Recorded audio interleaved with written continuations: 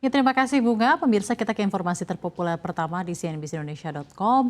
Mikrofon Presiden Prabowo Subianto sempat terputus saat menyampaikan pidato di sidang umum PBB.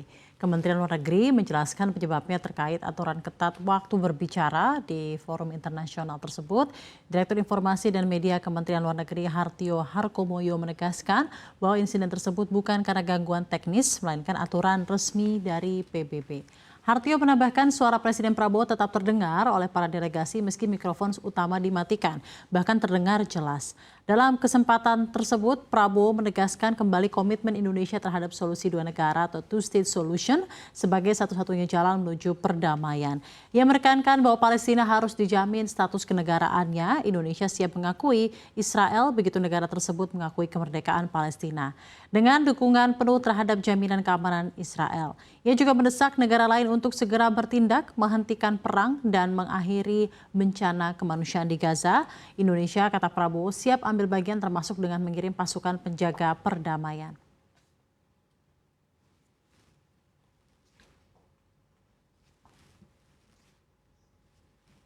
Ya, kita ke informasi selanjutnya. Menteri Keuangan Purbaya Yudisa Dewa memastikan pemerintah tak akan lagi membiarkan banyak anggaran belanja negara mengendap di Bank Indonesia. Kita ke berita berikutnya. Anggaran belanja negara yang selama ini tak terserap hingga menumpuk menjadi saldo anggaran lebih atau SAL akan terus dikeluarkan untuk program-program yang langsung dinikmati oleh masyarakat, seperti stimulus ekonomi maupun subsidi. Ia mengatakan kebijakan itu saat ini telah dilakukan seperti menempatkan dana menganggur pemerintah senilai 200 triliun rupiah di Bank Indonesia ke 5 bank milik negara, Bank Mandiri, BRI, BNI, BTN, dan BSI. Lalu juga untuk menambah stimulus ekonomi dari semula hanya berbentuk beras 10 kg dalam 2 bulan ke depan, menjadi ditambah untuk minyak goreng sebanyak 4 liter untuk 2 bulan dengan total anggaran 16,23 triliun rupiah.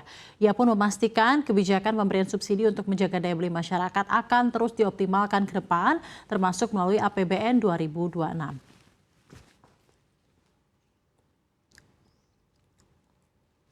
Kita akan ke informasi selanjutnya, di mana China tiba-tiba memerintahkan setidaknya 10 kota untuk menutup sekolah dan bisnis pada hari Selasa 23 September 2025.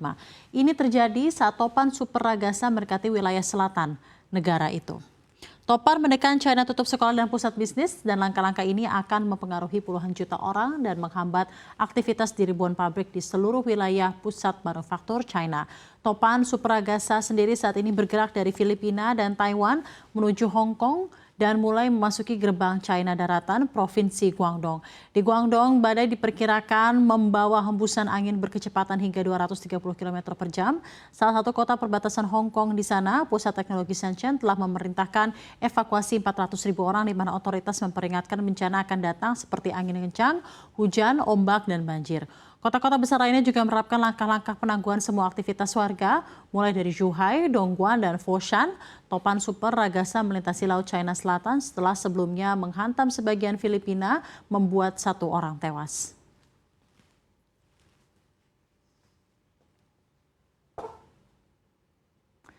Ya, selanjutnya pemerintah berencana melakukan perubahan besar dalam tata kelola perusahaan plat merah, termasuk soal insentif dan struktur Dewan Pengawas. Menteri Sekretaris Negara Prasetyo Hadi menyampaikan bahwa pemerintah akan menghapus pemberian tantiem atau insentif kinerja serta memangkas jumlah komisaris di setiap BUMN. Ia menambahkan langkah tersebut sejalan dengan amanat BPI Danantara yang baru dibentuk. Pemerintah meyakini dengan instrumen ini berbagai masalah kronis di BUMN mulai dari korupsi hingga beban keuangan bisa ditangani secara lebih efektif. Selain itu, pembahasan mengenai rangkap jabatan di tubuh BUMN juga tengah digodok bersama Presiden dan Danantara. Sebagai informasi, Presiden Republik Indonesia Prabowo Subianto telah menyampaikan usulan revisi Undang-Undang BUMN kepada DPR. Undang-Undang tentang BUMN memposisikan Presiden selaku kepala pemerintahan memegang kekuasaan pengelolaan BUMN sebagai bagian dari kekuasaan pemerintah negara dalam bidang pengelolaan keuangan negara. Kekuasaan tersebut termasuk kekuasaan yang dipisahkan pada BUMN yang kemudian oleh Presiden. Kekuasaan tersebut dikuasakan kepada Menteri BUMN dan Badan Pengelola Investasi Danantara selaku wakil pemerintah pusat dalam kepemilikan kekayaan negara yang dipisahkan.